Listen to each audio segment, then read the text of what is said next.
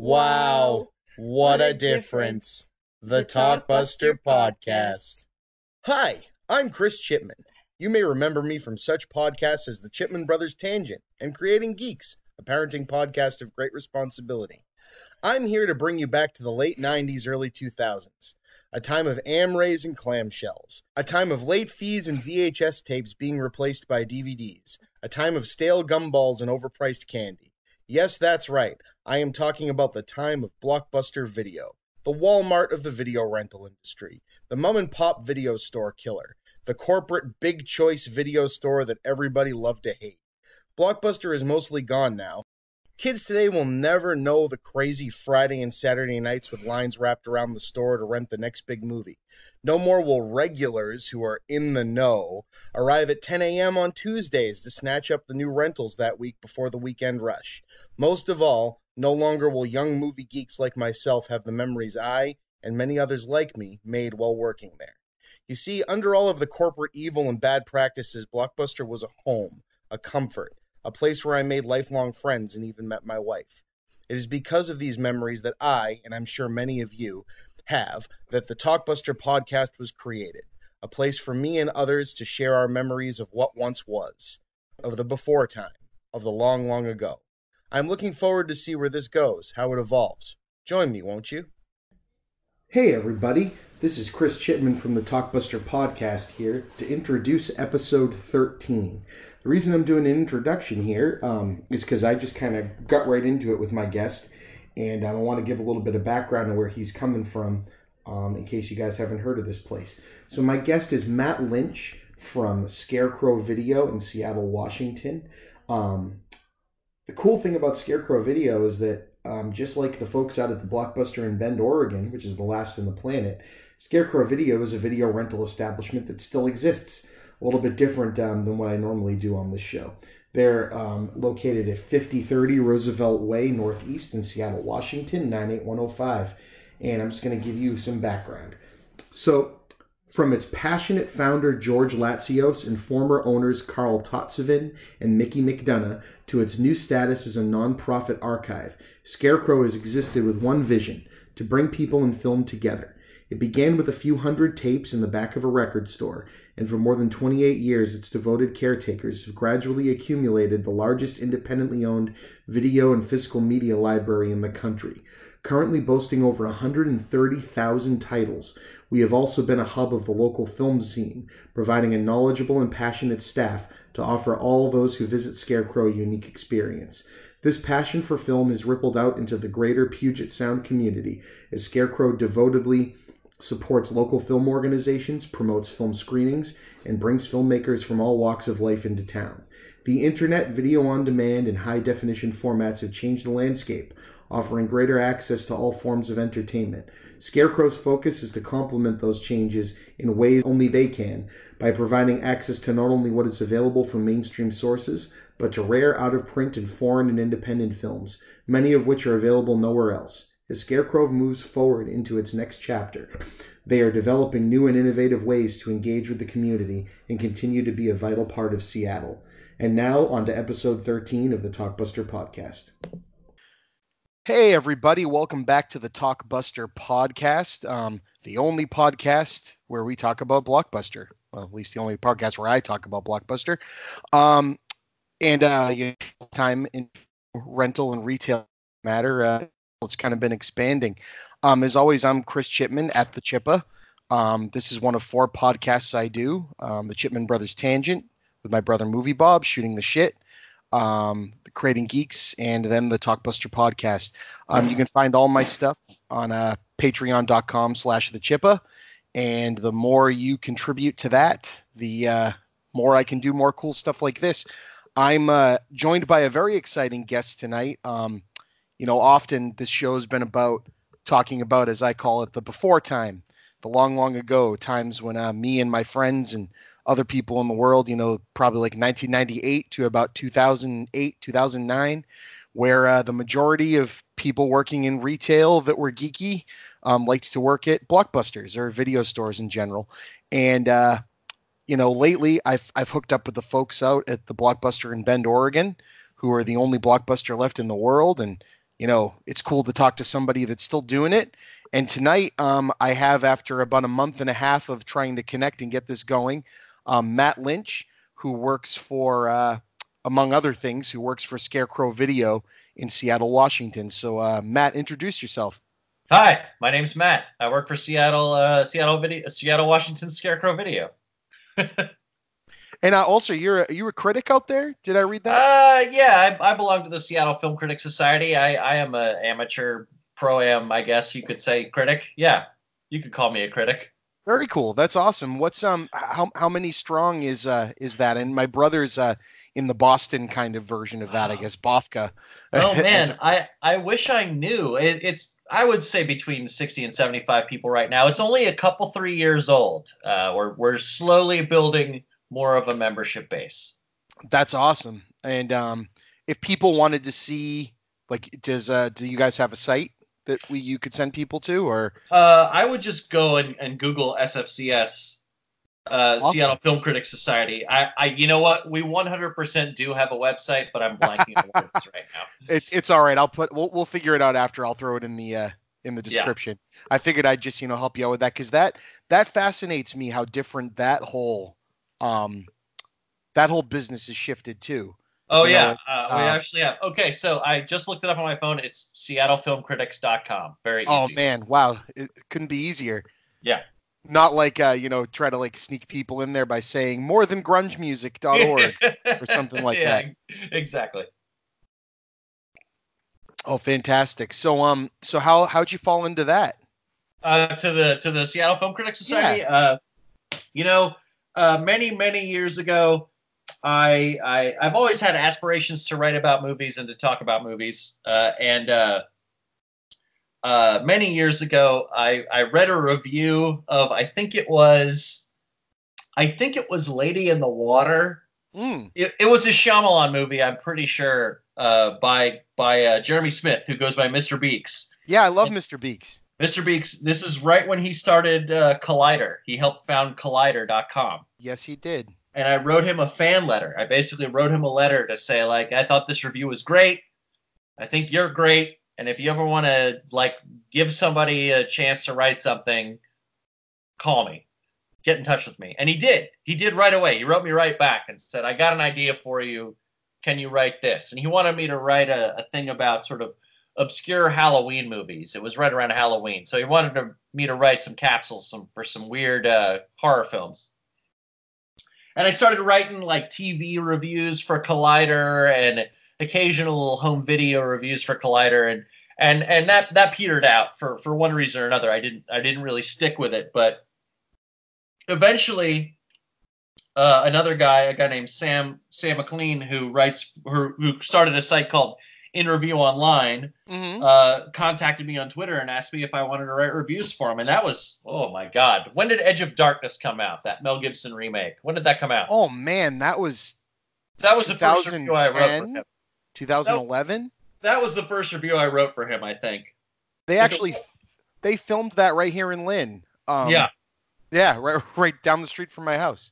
So it was either that or Book of Eli. That was the first review I wrote for him.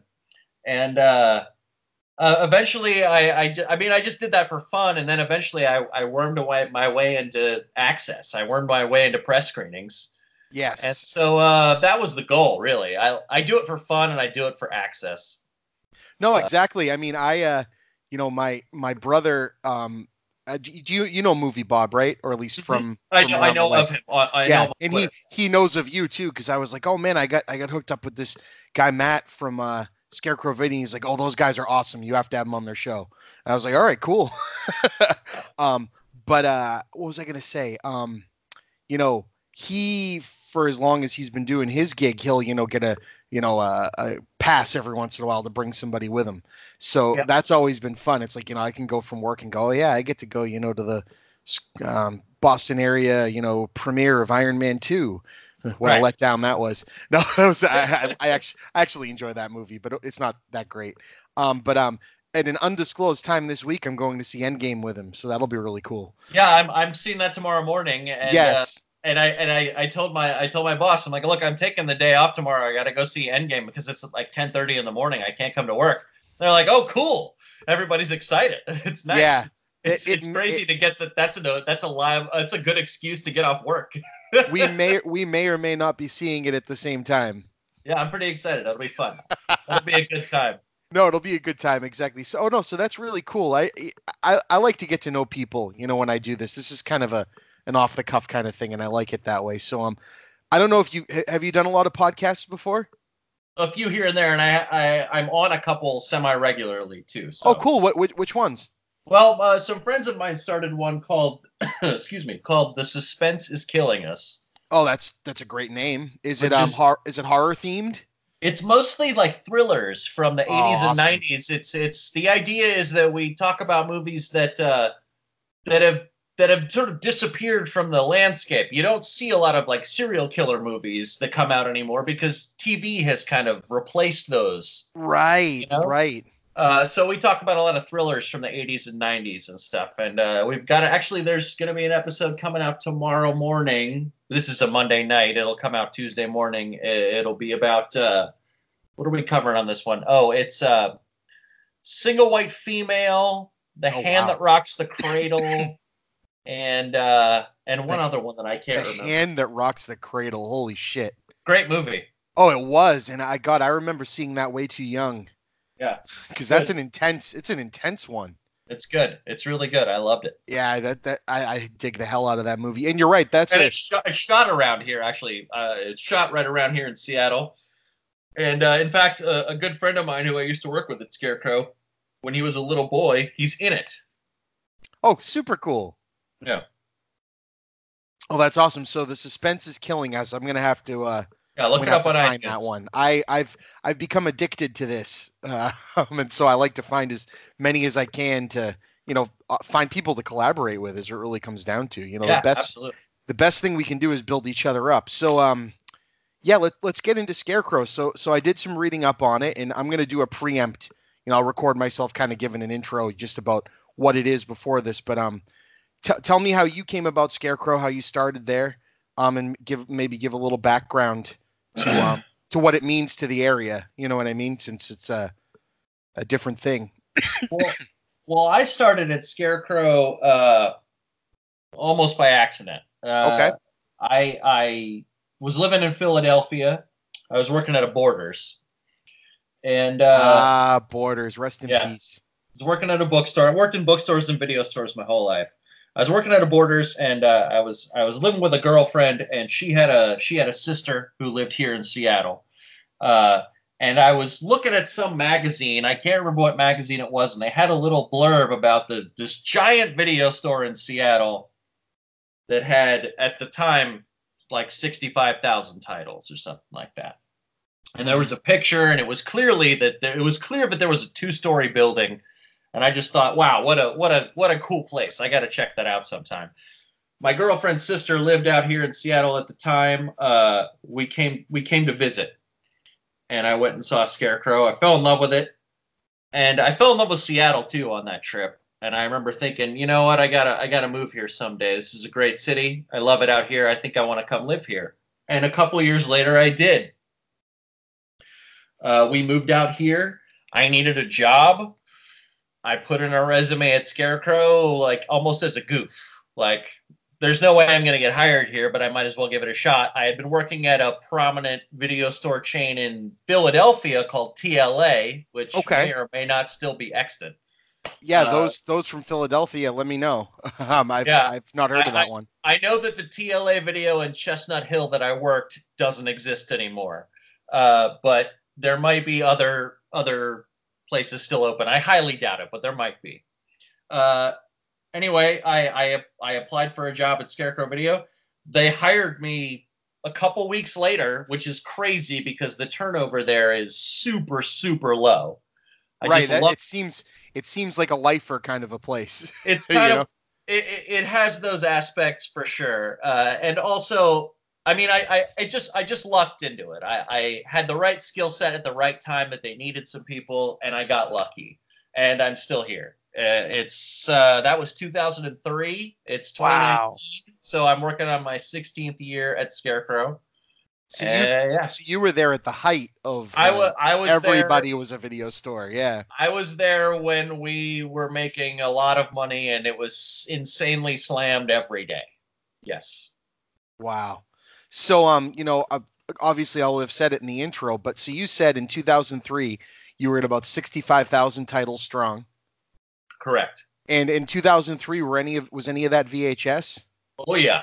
Because in 2003 they were still making new VHS. Yes, they were. I remember when the last one, History of Violence. Yes, and Walmart had the ads of Yep. with the last VHS, and Walmart was really the only place holding on to it because they said their customer base, of course, in the lesser, parts technology-wise of the country, it's the people still buying VHS tapes. So of course, Yep. History of Violence. Wow. We still have about 15,000 individual VHS. Wow. And so now the website claim and everything I've read says 130,000 plus strong. It's about 133. Yeah, 133,000 titles. And that's all what Laserdisc, DVD, VHS, and Blu-ray. Is that the idea? It's predominantly DVD, but also Blu-ray, Laserdisc, VHS, but predominantly DVD. I would say the vast majority is DVD. So, would you say, because now it's a non-profit like National Archive, right? That's the right. Official title for it, kind of like with a non-profit movie theater kind of deal. We have a lot of those around here. Correct. Yeah. So, did you start accumulating your movies as the stores and stuff started closing down? Were there places that are like, oh my God, have our stock? You guys are doing the real thing. Take this, or did you have to scramble for it? No, neither. The collection has always been the priority of the place. It was about 65,000 titles when I started in 2003, and it's almost double. It's a little more than double that now. And that is the simple accumulation of titles over the years. That's amazing. We're still adding titles. The collection is not static. A lot of people think that it is. We're adding between 3,000 and 6,000 movies a year. Wow. Titles a year. We're still accumulating new material. We're still getting new releases every week. We'll get Captain Marvel when it comes out on VHS on DVD and Blu-ray. We'll get that. We're always getting new stuff. The collection is not static. We're a nonprofit, we're an archive, but we're still an operating video store where you can get a new release. Oh, it's awesome, and the pictures of it. I doubt the pictures even do justice. So, paint a picture for the people listening to this, and like when you walk into Scarecrow Video, what's it look like? I mean, it looks like the Parthenon. That's actually what I was getting from the pictures. It's like there are these big columns that hold up a second floor, and there's 2 stories, and there's a big wide open space in the center of the building. And so the second floor is like a U shape that goes around a sort of like a balcony area up top. And that's where all the sort of smaller sections go. And then downstairs is a big open space area with the counter and the big main director and foreign sections. It's enormous. It's a gigantic store. I like to tell people that the best advertisement for Scarecrow Video is walking in the door and seeing what it looks like. Yeah. There's kind of a cute story from a couple of years ago where a man and his young daughter, his little girl, came in, and she saw the place and she just shouted, "Daddy, it's a movie castle!" It's pretty adorable, like a hard story not to tell. It's a movie castle. Yeah, and she's not wrong. No, I mean it amazes me. I've never heard of you guys before. I mean, as soon as the connection was made, I went on the site, I donated some money, I bought a shirt. You know what I mean? I'm like, this is awesome. Oh, thank you. That's great. Dude, I love it. I wear it to work a couple times a week. I think it's great. Just to get the name out there, and I mean, this is my shtick, right? I can't stop talking about it, and you're still doing it. Well, we are officially the largest video store on Earth. Yeah. We have more titles than anyone else in the planet. We have titles that the Library of Congress doesn't have. Which is insane, right? If and it's cool. You guys are out on the West Coast. You've got the big video store, and us up in Laconia, New Hampshire, here have the arcade museum at Fun Spot. That's right. That's right. Have you ever seen King? Have you ever seen King of Kong? Yes, I have. Yes. Yeah, I actually I almost got to meet Eric Vesp when cool. Quint when he was doing a screening of that in Boston. But I met him at Fantastic Fest a few years ago. Yeah, he's a really nice guy. Kind of like with your thing with Mr. Beeks. Him and I shoot stuff back and forth from time to time. He's been to Salem. We gave him some pointers of what to do around Halloween. Never actually met up, but I've won contests he's done, and that group of guys. It's good that they're all still doing great because the internet's an awful place, and so yes it is. Yes, but I still like doing this on there. So oh man, that's cool. Quickly back, I was thinking when you said Captain Marvel, I think it would be a missed opportunity if they didn't release that, even if just as a collector's edition on VHS. That would be really cool, wouldn't Especially if it came in like a Blockbuster case. That would be very cool. Right? Well, I mean, I hope somebody is listening to this, and if they do it, that you get paid. Well, and there's people from Blockbuster that are listening to this, so hell, I keep having them on. They seem to like me. I think that would be a good idea. I would buy that. Oh, I would too. And I have something available that will play it, I'm sure, in my house. Yeah. But hey, so that's really cool. So I noticed from reading down the site before getting into the cool things I wrote down here that you guys do that I think is really cool. You're nonprofit, so you do a lot of things for the community, things for the store. You do a lot of events. I've seen go into some of those. I've seen you do like children movie nights and stuff like that. Like we have like a children's hour on Thursday mornings about half the year. We go through sort of seasons. So like the last season of children's hour just ended. There will be a new one in the summertime. So we have the parents bring their little kids in the morning. They do activities. They watch some movies, some quick videos, things like that. We have movie clubs in our screening room almost every night of the week. And those are free and open to the public. So, people showing classic movies, people showing old horror films, people showing sci-fi movies, and they have their little movie clubs, but they're open to the public too. That would be right up my alley if I lived around there. It's very cool. Our screening room is not the classiest or most comfortable, but it is, it'll get the job done.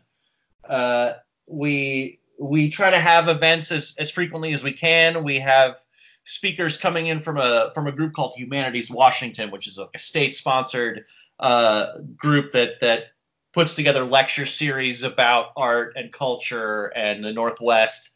And so we'll try to host lectures and talks from people that are associated with that program. We've recently teamed with like a local French society to show French films. We do all kinds of stuff. We have a series called the Silver Screeners Program, which is we take our films to local senior centers and show them to people who can't necessarily come to us to rent or to see films. So we take them out into the community. Wow. There's all kinds of stuff that we try to do. We're much more focused as an institution on sort of taking the collection out of the community as much as we can and making it accessible to as many people as possible. The revenue engine of the store is still rentals and sales, and also, because we're a nonprofit, charitable donations, fundraising. Right, which you can go to scarecrowvideo.com and do. It's like right up on the main screen of the site. It's actually blog.scarecrow.com. Oh, thank you. Sorry. Yes, scarecrowvideo.com will not take you to us. Sorry, guys. Oh, it's okay. but yeah, blog.scarecrow.com. Go there. We're fundraising almost constantly, and even if we're not doing a campaign, you can always donate. If you want to become a member and you're local, you can get all kinds of cool benefits. It's a good thing to do. So when did the transition out of being a, I won't call it legitimate video store because you still are for-profit business. When did that shift go down? Well, in 2013, 2014, the current owners at that time basically decided that they wanted out. And they had been, for a few years at that point, basically writing a check to keep us open every year. Right. For obvious reasons. And they didn't want to do that anymore, and I can't blame them. They supported that place through thick and thin. They were great owners. And a few of us, not spearheaded by me, but I was part of this initial coalition, decided that we were going to try to keep the place open. And one thing the owners said specifically at that time was that they were really interested in the store becoming a nonprofit because of the sort of opportunities that presented, and that they would entertain literally any offer that included that idea. Oh, cool. So we got together and formed a nonprofit group with the help of a local theater called the Grand Illusion, which is a small jewel box theater just located just a couple blocks away from Scarecrow. It's a great name for a theater, too. It's a great name, yeah. And they're a nonprofit, entirely volunteer run. So they had an umbrella organization that could offer us what at the time was called a sort of a what was it called? It's been so long since I had to do this talk. They basically offered us a fiscal sponsorship, is what it's called. Okay. So we were able to act as a nonprofit under the aegis of a real nonprofit, which allowed us to set up the organization, apply for the paperwork, and become an actual 501c3 nonprofit. It gave us sort of some breathing room. And we started a Kickstarter. We raised about $100,000. Oh, shit. We raised the vast majority of that in about 3 or 4 days. And basically that was to raise the operating funds to take over the business. Of course. And the previous owners, Carl Tossevin and his wife, Mickey, who, again, are wonderful people and continue to support us to this day, even though they are no longer responsible for the operation of the business. They generously donated the entire collection to the nonprofit after it had been established. Oh my God. So basically it's always been a labor of love. It's always been something that has been maintained by the people that owned and operated it simply because we believed in it. That's awesome. I mean, hear to that. Like I have a drink right here and I'm going to cheers to that. That's awesome. I have 2 drinks. So I'm gonna cheers to you me both. too. I have an alcoholic one and a soda one. Yeah. Nice. Cheers to you, dude. So, that's an incredible story. That was in August of 2014. It's funny how, you go back through history and you can find all the best things. Like you said, the whole point of the place is to bring the stuff out into the community, not keep it behind closed doors and go, no, mine. You can't have this. It's exactly. These are things that are meant to be shared. That's the reason to keep them in circulation. That's a big part of our mission. I mean, if Scarecrow were to go away, there are a great many titles. I mean, the whole collection itself would be most likely broken up, sold off to individuals, individual collectors, or let's say maybe it's subsumed by an organization like the Seattle International Film Festival, SIFF, or University of Washington, taken away, made, put in a basement somewhere, put in an archive where you got to be a member, you got to be a student, you got to pay a bunch of money, whatever. The whole point of the Scarecrow project, the SV Archive, the Scarecrow as an entity, is to keep this vast, incredibly broad, one-of-a-kind collection accessible to the public. You can walk in off the street and rent any movie you want to. Exactly. And that's kind of the whole point, right? I mean, something that used to be a tiny little hole-in-the-wall thing that became a big corporate thing that is now back in the hands of the public. It's like, no, this is yours. This is your history. I mean, and the craziest thing is it's only about 120 years worth of history. Right. And we never became like a big corporate thing. We were always owned by I'm just talking about owners, but still, the rental industry in general. The rental industry completely. Like we were under threat by Blockbuster and Hollywood. The chains tried to kill us, and they couldn't kill us. we're still kicking, even in the age of streaming, we still exist. We still provide a valuable service. We provide a valuable space, and we provide a valuable experience. And I think you touched on it right there. It's the space. There's something about being in the same building as another person. Yeah. That I'm not saying,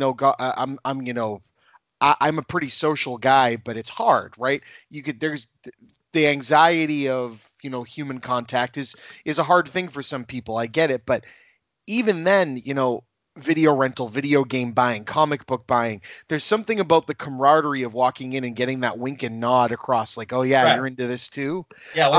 We're both like peeling through the same cardboard box of comics. And I can't, like, I almost kind of want to go, and again, I don't want to do this, because it'll get rid of, the physical thing, but, almost like Netflix. Cool, great. I'm glad they exist. I kind of wish Blockbuster had bought them and maybe the video industry would still be around, because I was working there when they were going to. Yeah. And then they said, this will never take off. Crap. I remember when they said this will never take off, and I was like, you guys just signed your death warrant right there. Yeah, they did. This is 100% going to take off. What was I going to say? So, there's something about scrolling through Netflix that, yeah, all the titles are there, but it's not the same as picking up a cover box. And, especially the older ones. I mean, yeah, the ones now, I mean, you can get caught by a really beautiful, piece of cover art, especially some like the ones they redo where like the Mondo poster guys do some cool cover boxes and stuff. But there's something about walking through, like the 80s suspense and horror section and just seeing how creative they got to like kind of pull you in and pick it up, and you want to read the back, and it's like, I just can't do that. So yeah. I'm glad Netflix hasn't figured out, that maybe making like a VR thing, where someone walks through. Please don't do that, Netflix. It's a bad idea, I swear. But I think there's something to be said for the idea that a physical space can present to you options that an algorithm can't present to you. Exactly. Like an algorithm is going to extrapolate from what you have watched, maybe what your friends watched, and put the same 25, 30, 40, maybe even 100 titles in front of you. It turns into an echo chamber. But at Scarecrow, you can walk in, or any video store. There are plenty of video stores still out there thriving. Yeah, I think there's at least one in every state I saw. There are still a lot. If you go to a website called The Blacklist, and there's a woman named Kate Hagen. Yep, she's the one that shared it. I was just reading her stuff. She's amazing. She's amazing. She interviewed me last summer for a thing about Scarecrow. She's amazing. That woman is doing God's good work. She's just like telling people about video stores all over the world, all over the country, and they're still thriving. Look at a place like Beyond Video in Baltimore, right, which is entirely volunteer run. Their collection is entirely... You've been there? Yeah. Man, I would love to go there. It's so cool. Their collection is entirely crowdsourced. The guy, one of the people who helped found it, Eric Allen Hatch, is like he used to work for the Baltimore Film Festival. That guy's amazing. All of these people that are coming together and just like trying to build spaces for people to find something that they can't find anywhere else. And there are plenty of great streaming options. Like, it's not about how streaming is bad for you or streaming is inadequate. And it gets stuff to people that can't get it. Can't get it. There are plenty of reasons why this is the only way that people can access films. And that's great. Criterion Channel, Shudder, whatever. Netflix is great. All of that stuff is great. Amazon Prime, awesome. If that's how you access your films, do it. But if you have the chance to go to a real video store, you can't beat that experience. You just can't. No, I agree. I still think you can't beat the video store experience, and you can't beat the movie theater experience. Correct. I agree. They kind of tie together to me. And again, it's something. It's a communal experience. And there's certain things that need to be kind of seen on an old crappy TV on a VHS tape. Yeah. Just like there's some things that need to be seen in a theater. I went to a film festival and saw an old print of The Thing, John Carpenter's The Thing. Nice. And it's a movie you don't get a chance to see in that format, and it was like watching it for the first time. Yeah. Because I was, I think, -1 when that movie came out. I don't know. But it's crazy. So I just love the idea of this. I'm definitely going to look you guys up if I come out there.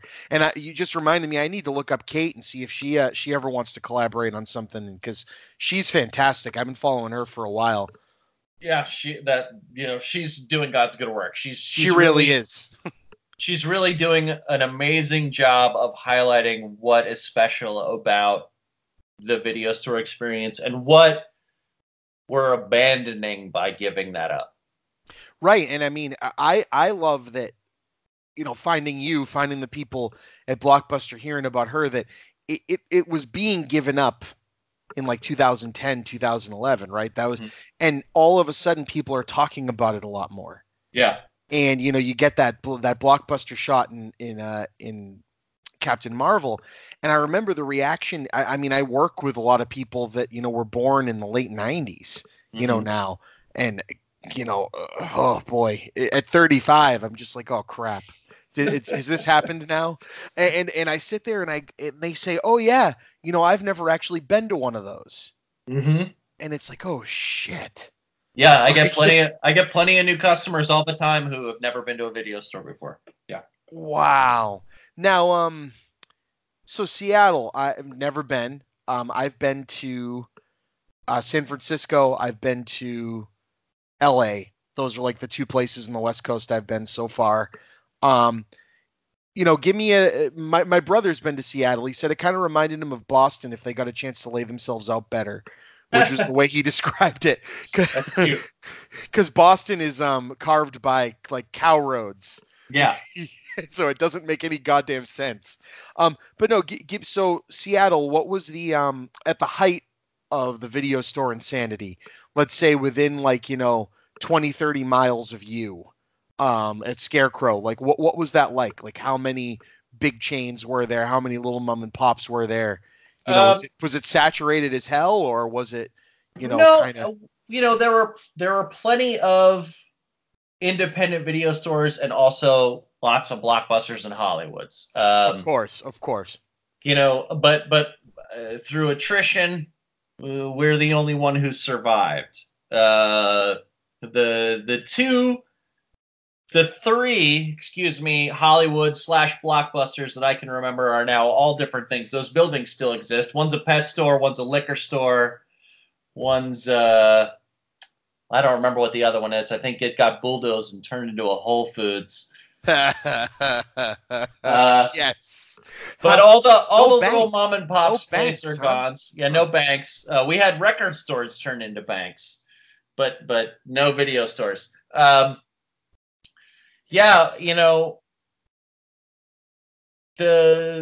chain stores served their purpose. They did a great job of just being a convenience, but they could never really provide people with the breadth of a catalog that we could.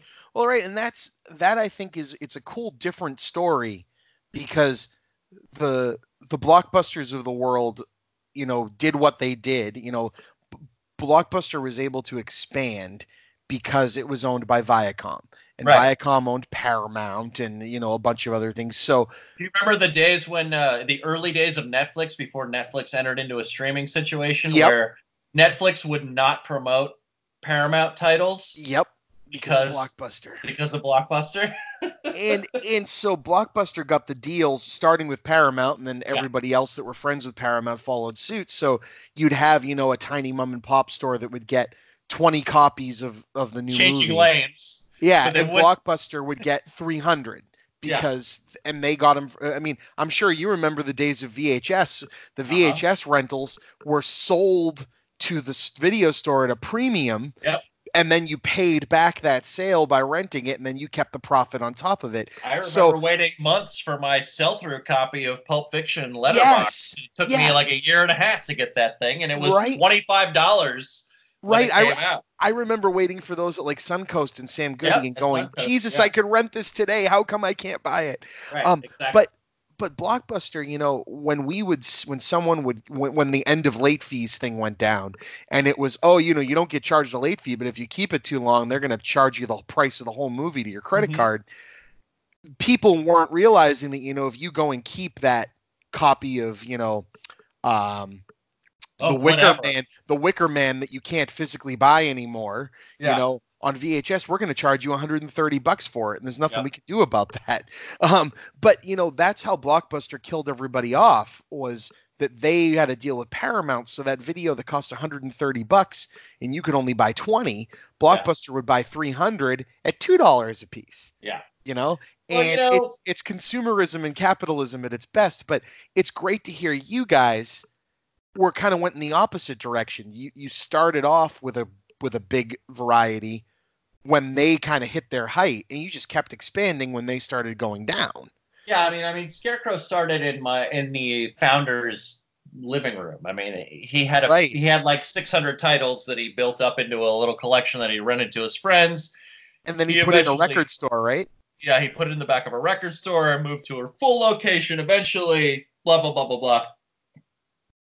Now you find us where we are now. But I mean, look, it's easy for us to sit here and say, you know, corporate video stores like Blockbuster and Hollywood Video are an enemy. They were a competitor, and to one degree or another, an enemy to a place like Scarecrow or to our mom and pop store like Rain City Video, which was one of our local competitors for a while.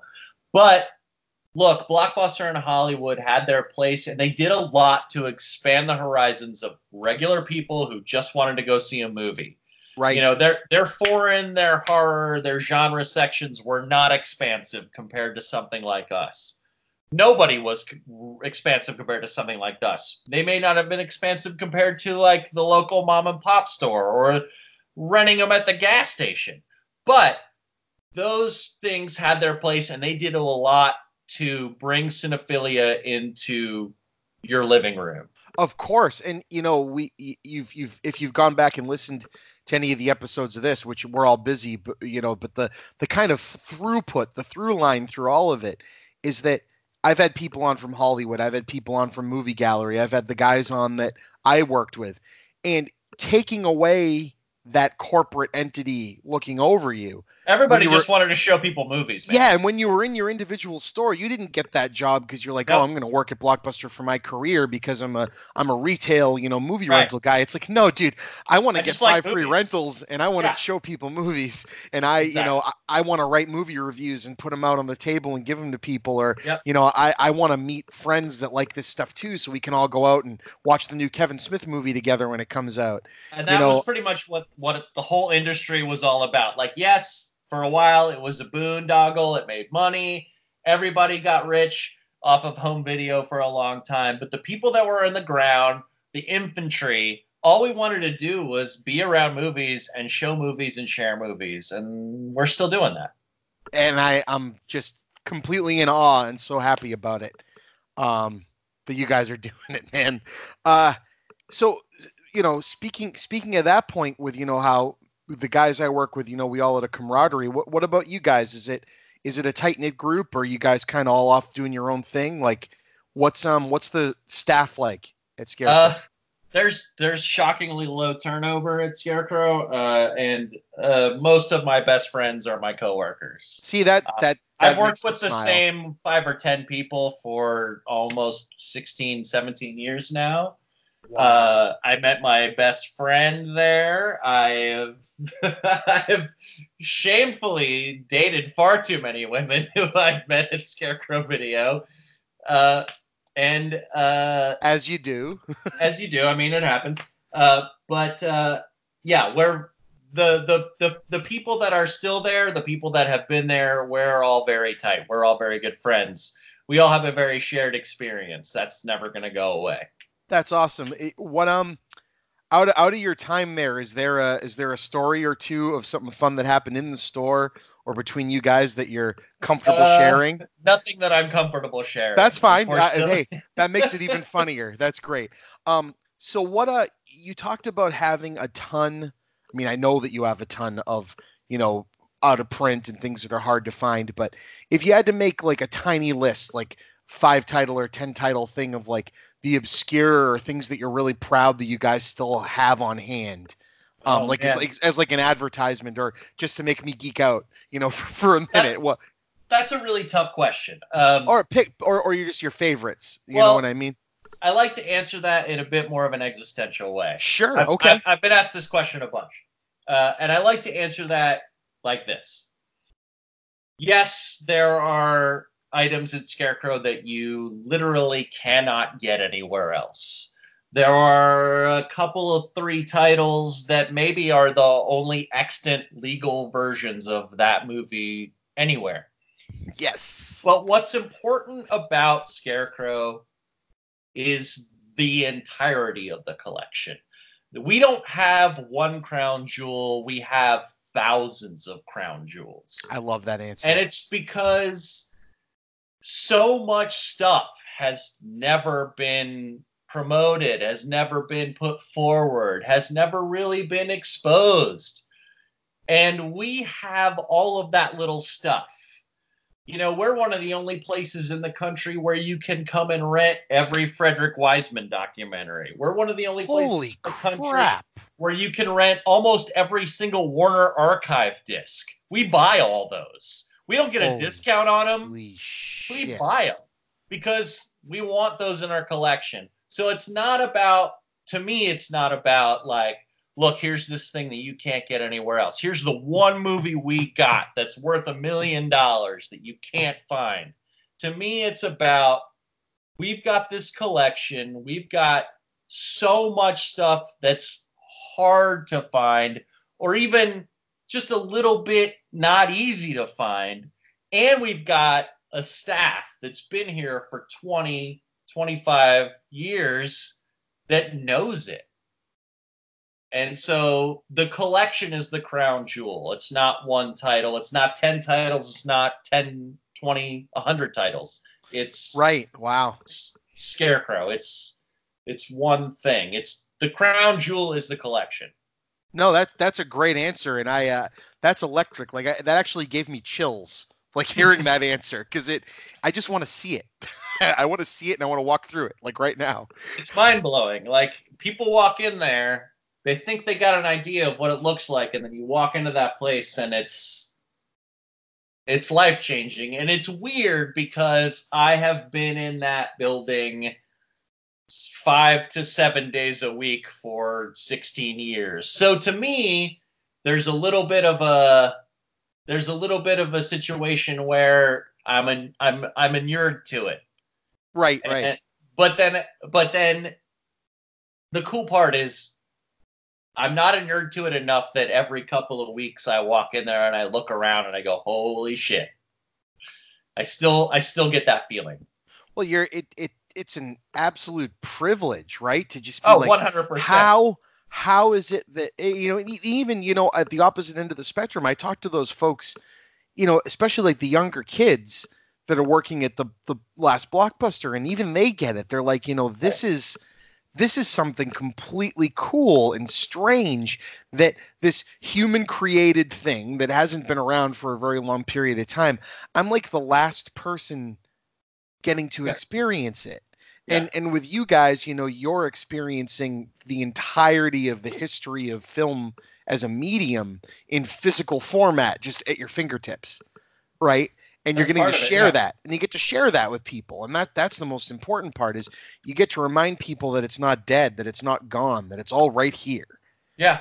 And you can't even imagine what just from the perspective of being someone who loves movies, you can't even imagine what having unfettered free access to the largest home video archive in the world does to your taste. Oh yeah. It's insane. So do you guys, I'm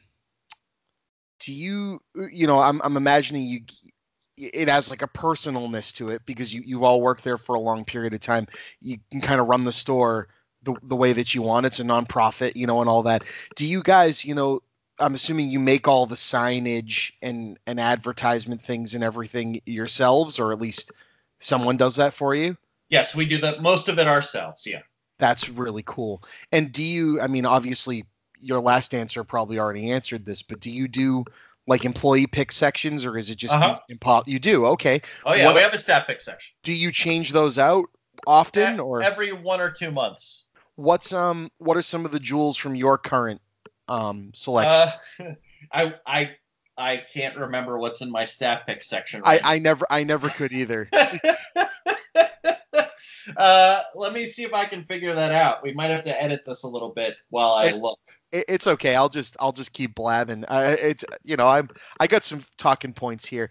While you're thinking of that, I wrote down the 2 most important reasons to me why I feel Scarecrow Video is better than Blockbuster, and the 130,000 titles is definitely part of it, but these ones really struck me, and I read them on the website. One, the late fee policy. It's terrible. It's not as terrible as Blockbuster, but I feel like it's worse. But okay, go ahead. No, go ahead. Here's why yours is better. Someone can call and have the movie re-rented to them without having to come into the store. True. Do yes. you know how much people would have loved that at Blockbuster? And they didn't do that at Blockbuster? We were not allowed. Oh man. We were not allowed. In fact, if you did it for an employee, they would check the security cameras every once in a while. That's fucked up. To see if they were physically in the store when the transaction was done. That's not okay. Yeah, it was. Our late fees are terrible at Scarecrow, but I think they kind of have to be, right? It's like an insurance policy. Yeah, but they always have been. It's not like it's a new development. Well, I was just going to say that fact of re-renting is the best thing. And 2, you're closed on Christmas and Thanksgiving, which you still only be closed on Christmas. As a young person working at a video store, Blockbuster's fun loophole was, hey, we're open 24 hours, 365 days a year, 7 days a week. Yeah. So it's a privilege that now you have 7 days that you could work. Yeah. So you don't get time and a half on Sundays, and you don't. You were so lucky, and so you didn't, get holidays off because we have to be there to check those damn movies in, and it's just like, oh God. Anyway, so I wrote those 2 things down because I thought those are definitely big gets for us. Like it didn't always used to be that way. But the renewals thing, that's funny because our late fees are legendarily awful. And, it's the full rental price a day. I saw that every single day. It's not great, but we're also extremely forgiving about that stuff. Like we'd rather not make our money that way. No, it's there to be like, hey, guess what? It's a deterrent. You're holding on to a movie that we own, and it might be the only copy of it. Please bring it back. Yeah. It's more of a deterrent than anything else. But most of the time, even if somebody calls like 2 or 3 days late and wants to renew or says like, I'm sorry, I fucked up, I'm late, we'll usually cut them a break. We're not in the business of ripping people off because they kept a movie a few days late, especially in this day and age. When our mission is mostly to put movies in front of people, right, we're not trying to make our movies about late fees. But yeah, I mean, we do need to keep an eye on that stuff, but that's not our primary mission. Cool. So, did you figure out your picks? Let's see. I'm looking at a picture I took of the stat pick section. Oh, that's so funny. It looks like I picked Dolores Claiborne.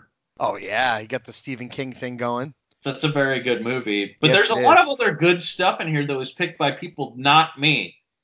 Oh, read them off. Go these people. Ricochet was in there. Ricochet, Denzel Washington, and Third Rock from the Sun. Yeah. Great movie. Nobody Knows, Hirokazu Koreeda, a great film that won the Palme d'Or, I believe. Yep. Many years ago. Night Train to Munich by Carol Reed. Wow. Here's one I picked, Next of Kin with Patrick Swayze. Yep. Bound, a masterpiece. Bound, the great Wachowski siblings. Crowning achievement of the Wachowski siblings, yes. I agree that is their best movie, but I love I love all of their films. Their films are fascinating. I was saying to someone the other day, I'll take 20 directors that take as many chances as they do over 100%. anyone that just churns out safe movies all day long. I mean, nobody else is going to make Speed Racer. Right. No, and nobody's going to go from Speed Racer to Cloud Atlas. Exactly. Like, what the those two movies don't even exist in the same wavelength. I personally am not a huge fan of Cloud Atlas, but I'm glad I live in a world that it exists. I feel the exact same way. I respected it the whole time I was watching, and I'm just like, great Jesus, movie. Man. They what take are you a lot guys of chances. doing? They're born filmmakers, incredible formalists. They're great. Days of Heaven's in here. Yes. Dogtown and Z-Boys is in here. Oh, that's a great one. I remember Bones with Snoop Dogg. Hell yeah. Dark Star, a masterpiece. Wow. The Squid and the Whale. Solaris, the Tarkovsky, and the Soderbergh. Nice. There's all kinds of good stuff in our staff pick section right now, and it changes out every few weeks. Oh, and that's a hell of a staff pick section. That's awesome. Yeah. Wow. Lots okay. Cool, man. So, wow, this has been a hell of a conversation. So I want to try to get us to a point of wrapping up, but I also want to say that if you would ever want to come on again, you have something you want to promote or something, I'd love to talk to you again. Sure. Absolutely. And stay in touch and extend that invite out to anyone else in your group over there in the store. I would love to help promote you guys and help promote me absolutely. Because I'm trying to find more friends in our dying group as it is. But I don't know if you've listened to the show before, but I do a cool thing. Have you listened to any of the episodes yet? No, I have not. I've not had time. That's right. Then this will be a surprise to you. So I do this cool thing, and it started as an idea to get my friends and I that used to work at video stores, juices flowing again of like, okay, you're going to set up a simulation of working in a store, and someone brings up a movie and you have to recommend a movie to rent with it. Oh my God, this is like my job interview. Yeah, but you actually, no, but it's going to be fun because I'm starting. So, I'm coming up, and because, most of the people I have on, I go back to things like we watch together.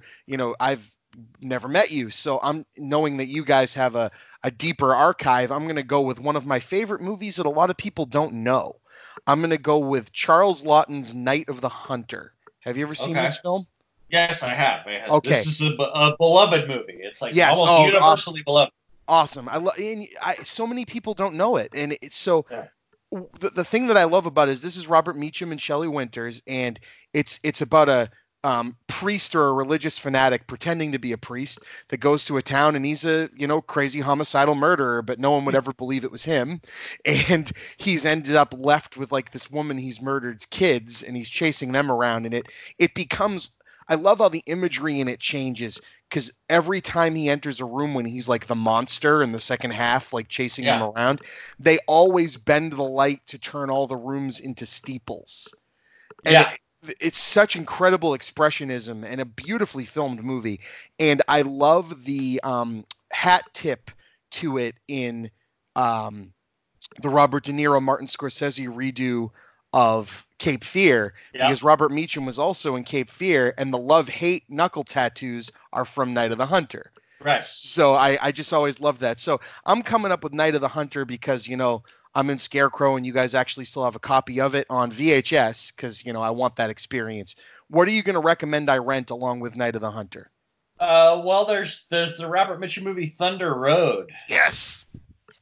Which is not just a great car chase bootlegger movie, but like the closest thing from the time it was made to like late period Michael Mann. Absolutely. Which seems weird because a lot of people don't like late period Michael Mann, but I do. But it's very close to something like Public Enemies, where it's like, it's just ride or die. It's just like this guy's whole life is, I'm going to run this booze and I'm going to get killed or I'm not. Time is short, baby.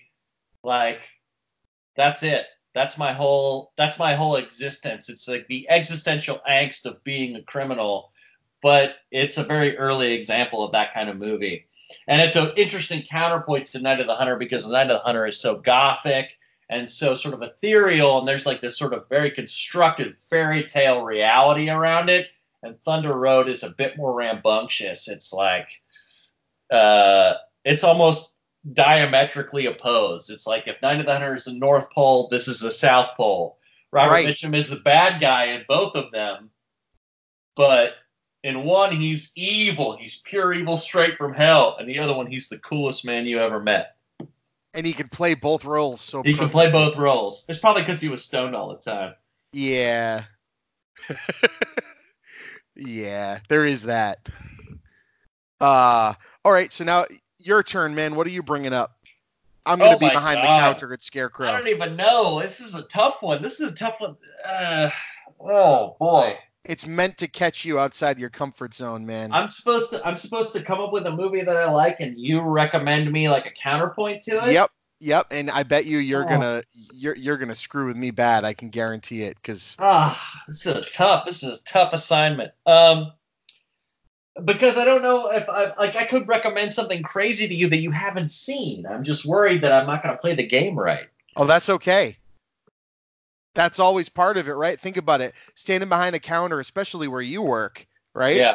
Guaranteed someone's going to come up with something you haven't seen, right? But you've probably heard of it. And so it's that fun part of going, oh man, what can I tell this person? Okay, so somebody comes up to you and they've just seen for the first time Takashi Miike's Audition. And they're like, that was so fucked up. I want something that's that fucked up. What do you give them? Oh my God. So one of my favorite films of that genre, but you're making me go back through Audition in my head right now, and I'm kind of rebooting. Whew! All right, now that we're back from that, so you like Audition, huh? I am going to recommend you Martyrs. Which Martyrs? Well, actually, the original. I'm going to tell you to actually get both. The remake is horrible. Exactly. And the reason I'm going to tell you to get both is because I think it makes you appreciate the original Martyrs and that genre in general so perfectly, because the remake obviously was made by a group of people that are talented filmmakers. The movie looks very good. It copies a lot of the shots and things, but it completely pulls all of his punches and misses the point. If you're going to make a shock treatment movie, a movie that goes so far that it takes you on the same journey as the character going through it in a visual and visceral standpoint, you don't pull that out of the movie. Yeah. There's no point to it at that point. You're just making torture porn at that point. Yeah. It's so the humans don't work. Well, you're cutting out really bad. I can't hear you anymore. Hello? Hey. Oh, I'm just hearing a static and then occasional bursts of your voice. Okay, 1 second. Let me fix it. How about now? There, that's better. Yeah. All right. Where did you lose me?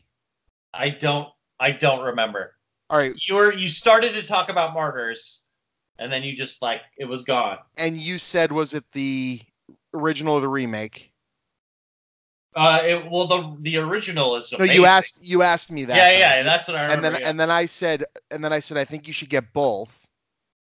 Because you should get both. The remake is awful. So the remake will make you appreciate what works in the original genre. Good. Yeah, exactly. Okay, cool. So you caught that part. And I was going to say, it's kind of in the same way that the Human Centipede sequels didn't work. Yeah. Because even though that first one isn't a great film, it works in kind of the same way, because you have that curiosity of getting in there, and then the movie just isn't. It just never lets up. Just, and then they made the sequels, and the sequels are like, well, we kind of want it to be like Winky, like, okay, what if society was affected by it, and someone, but it's like, no, because now you're just doing it for no reason. And yeah, man, wow, you pulled out Audition. I feel like we could have some nice long conversations, you and I. I mean, Audition is one of the most unpleasant movies ever, but I feel like Martyrs. Yeah, you came back good. Martyrs is even more unpleasant. Oh yeah, and they're both great movies. I don't think I'll ever be able to watch either of them again. But Yeah. um, I haven't seen. Have you watched any of Pascal Lauyer's subsequent movies? No. He made one after Martyrs called The Tall Man with Jessica Biel. Oh no. Which is very, very good. I like it. It's unliked. Most people don't seem to be into it, but I thought it was excellent. His stuff since then I haven't been as enamored with, but so I got to check out The Tall Man. I would check that out. It's very interesting. It has a very similar demeanor. It's not quite as physically intense. The awfulness in it is not as physical. It's not about cutting up a body. You know what I mean? No. But the psychological intensity is still there. Jessica Biel is excellent in it. I think she's underrated as a performer. She's also very good in the first season of a show called The Sinner, which was very good I have heard that's fantastic. That's a good show. Bill Pullman and Jessica Biel are both very good in it. But I would check that movie out. His stuff subsequently has not been quite up to par, in my opinion, but The Tall Man is very good. If you liked Martyrs, see The Tall Man. Awesome.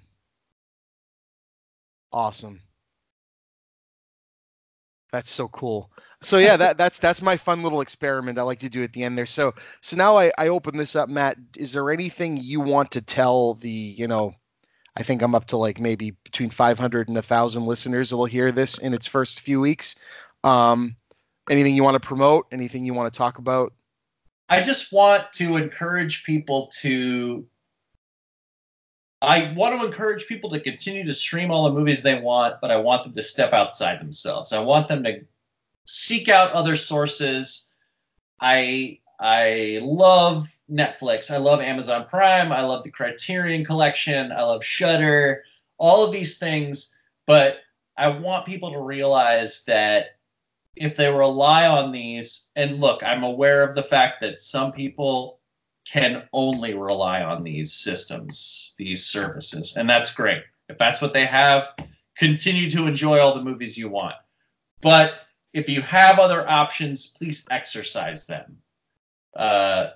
You're ceding the control over your movie diet to a bunch of corporations, to rights holders. Right. You're letting these big companies dictate what's accessible to you, and I don't think that's okay. I fundamentally don't think that's okay. And it's not the consumer's fault. It's not the individual consumer's fault who may have a limited array of options. But if you have the option to visit a physical video store, do it. I completely agree. There's at least two people that you're listening to right now that think of and love physical media and video stores in general as if it's the best thing in life. And you got to get back into it if you can. If you got a video store near you and you haven't been there in a few years, go in there, rent something. Just go in there and talk to the people. Let them know you're around. Let them know that you see them and that you recognize them, and tell your friends. 100%.